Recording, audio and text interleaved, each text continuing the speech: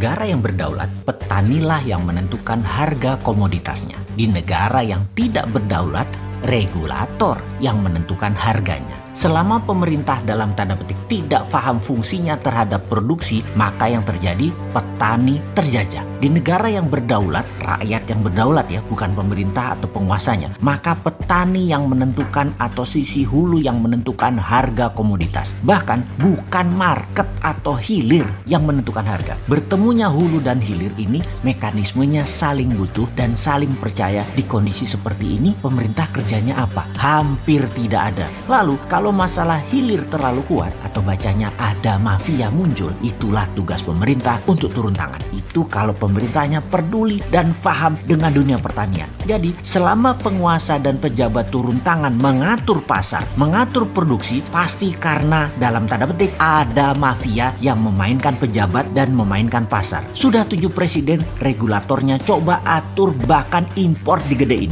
Bukannya selesai masalahnya, tapi jadi runyam maya. Jadi bisa dong disimpulkan pemerintah hingga saat ini tidak berdaya alias impoten dengan mafia pangan. Oke, kita lupakan pertanian sebentar. Ada lagi yang penting untuk kita cermati selain import hasil tani dari Tiongkok oleh agen Tiongkok, yaitu sebentar lagi kita akan sampai di tahun 2030 di mana tidak sampai 9 tahun lagi dunia akan terdistrap dengan pertumbuhan di Asia. Apa faktanya di tahun 2030 tersebut? 1. 60% populasi dunia ada di Asia. 2. 60% middle class income populasinya ada di Asia. 3. 70% artificial intelligence menguasai dunia, manufakturnya di Asia. 4. 60% GDP dunia dari Asia. Pertumbuhannya 35-60% dalam 10 tahun ke depan dari 38%-an pada saat ini. Asia bergeraknya dipimpin oleh Saudi dengan visi 2030, dengan gerakan China yaitu visi 2025-nya,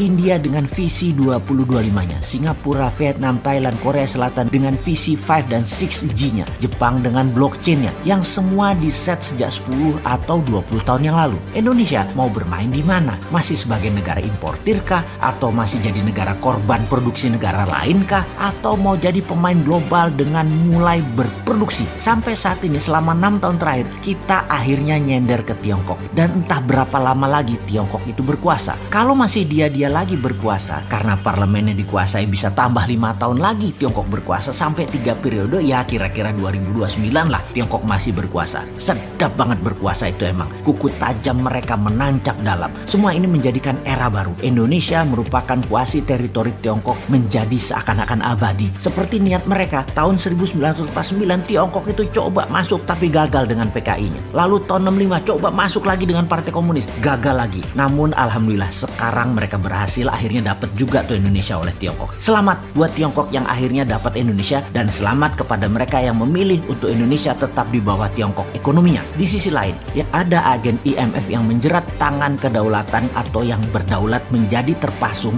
dalam bernegaranya. Tugas beliau di kabinet sederhana. Pokoknya bagaimana caranya Indonesia harus berhutang selamanya dan harus di bawah IMF dan World Bank kendalinya. Kalau kita kritik habis-habisan akan kebijakan negara yang selalu berhutang karena mereka punya penangkis, tapi mereka canggih. Mereka punya penangkis yang cantik yang namanya buzzer. Buzzer memberondong di sosmed terhadap para pengkritisi. Lalu ada satu lagi yang mereka pakai, yaitu kaum akademisi yang isi kepalanya kalau printing money itu harus inflasi. Ilmu palsu ekonomi pokoknya masuk di kepala mereka. Padahal printing money bikin inflasi adalah jawaban yang digeneralisir. Nggak benar. Untuk itu, kepada mereka yang pinter itu, coba kita tanyakan pertanyaan sederhana ke mereka yang mengatakan printing money bakal inflasi. Pertanyaan begini, kalau hutang ke IMF atau negara lain syaratnya adalah kita punya jaminan atau kolateral. Apa kolateralnya? Terserah yang punya uang. Kalau Tiongkok minta sovereign garanti, yaitu sumber daya alam Indonesia. Kalau IMF, ya potensi kita untuk mengembalikan dolarnya harus kecil sekali. Sekali lagi, semakin kecil potensi mengendalikan pinjaman, Amerika tuh suka banget karena mau mencaplok negaranya. Jadi ngutang itu dikasih